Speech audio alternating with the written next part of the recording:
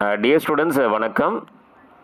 இங்கே வந்து பார்த்தீங்கன்னா இப்போ ரொம்ப சிம்பிளாக ரொம்ப இம்பார்ட்டண்ட்டாக கேட்கக்கூடிய இந்த ஹைட்ரோ கார்பன்ஸை பொறுத்த வரைக்கும் அல்கைன் ஃபேமிலிஸை பொறுத்த வரைக்கும் உங்களுக்கு methane, ethane, propane, butane, pentane, hexane, heptane, octane, nonane, decane அப்படிங்கிறது தெரியும்.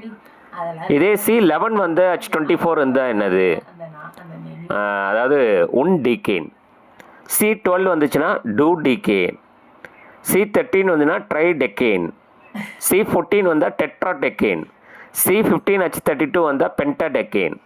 C16 H34 இது கொஞ்சம் வித்தியாசமான நேம். அது C10 இதை எதிர்பார்க்கலாம்.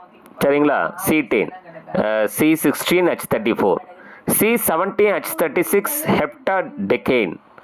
C18 H38 ஆக்டாடெக்கேன். C19 H40 நானோடெக்கேன். C20 H42 இது வந்து ஐகோசேன். சரிங்களா? அப்போ வந்து C20 H42 இது வந்து ஐகோசேன். இதை நீங்கள் பார்த்து வச்சிங்க. அதுக்கு அடுத்தது ரெண்டாவது என்னென்னா, உங்களுக்கு ஒரு ஸ்ட்ரக்சர் கொடுத்துருக்கோம் இல்லைங்களா? அதில் வந்து சப்ஸ்டிடியூஷன் வந்து ரெண்டு இருக்குது. ஒன்று வந்து மெத்தில் இருக்குது, இன்னொன்று எத்தில் இருக்குது. ஸோ இங்கே நம்ம சொல்லும்போது அல்ஃபபெட்டிக்கல் ஆர்டர் யூஸ் பண்ணணும். நம்பர்ஸ் கொடுக்கும்போது லோயஸ்ட் சம் ரூல் யூஸ் பண்ணணும். இப்போ லோயஸ்ட் சம் ரூல் அப்படின்னா நீங்கள் லெஃப்ட் சைட்லேருந்து கொடுப்பீங்க.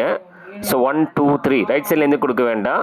ஏன்னா வந்து எத்தில் வந்து 4வது இடத்துக்கு வருது, அதாவது 3வது இடத்துக்கு வருது.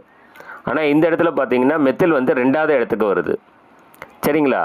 நீங்கள் லெஃப்ட் சைட்லேருந்து கொடுத்தீங்கன்னா சப்ஸ்டிடியூஷன் வந்து 2வது இடம், ரைட் சைட்லேருந்து கொடுத்தீங்கன்னா சப்ஸ்டிடியூஷன் இடம் வந்து 3வது இடம்.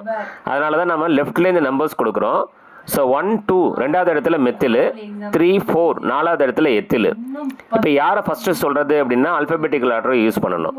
First lowest sum rule use பண்ணியாச்சு. அல்ஃபபெட்டிக்கல் ஆர்டர் படி பார்த்தீங்கன்னா எத்தில் தான் ஃபஸ்ட்டு வரும். சரிங்களா? அப்போ 4வது எத்தில், 2வது மெத்தில்.